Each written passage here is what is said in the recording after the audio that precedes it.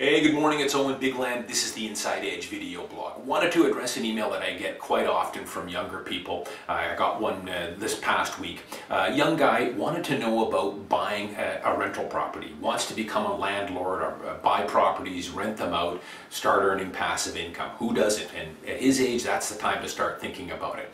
But a lot of these people, they want to know how they buy their first rental property. And buying your first rental property or buying an investment property right out of the gate is very difficult these days. The reason being is that getting qualified for a mortgage on an investment property is tough. You've got a lot of hoops you've got to go through, and at the very least you're going to need 25% down. So if you want to buy a small studio in Vancouver, you're going to need to pony up about 80 grand up front just to get into it. Keep in mind too, the banks don't look at your rental income as full income. I don't know, they've got different ratios for it, but if you're collecting $1,000 a month in rent, they only take about half of that as true income. It's weird, but you'd have to look at it. Every bank is different. But there's a much better way to do it, and the way that I started 22 years ago, rather than buying a rental property right off the bat, you simply buy your own principal residence. You buy your first apartment.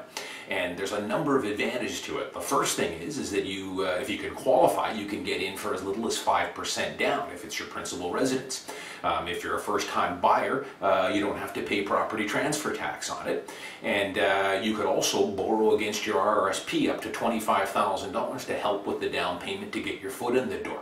So that's the way I did it 22 years ago. Bought a small apartment in downtown Vancouver. I lived in it for 7 years. That first 7 years I was lucky. Real estate markets go up and down, as I've blogged about, but the first 7 or 8 years I was in it was a bit of a rocket ride straight up. So I had a fair bit of equity in it after 7 years. And during the 7 years I was there, I managed to save some more money for another down payment. I was able to then go to my bank and say, I've got another $40,000 here for the down payment. I've got X amount of equity in my principal residence. I want to buy another place and rent the one that I'm currently in. And you kind of go from there.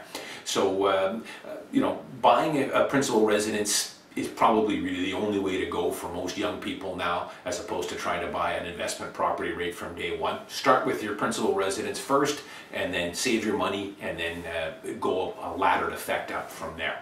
Now, none of what I've talked about here even matters unless, first off, you can qualify for a mortgage, and that's what it's all about.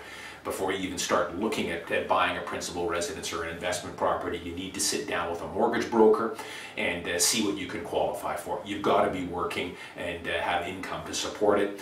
Some of the people that write me these emails, they're students and working part-time.